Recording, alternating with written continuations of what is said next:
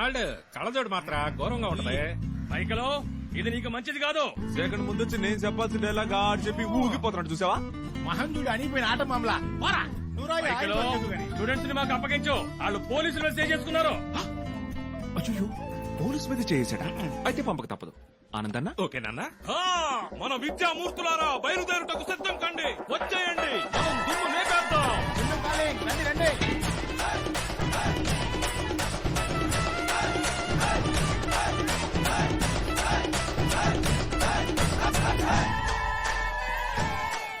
Sir first year students.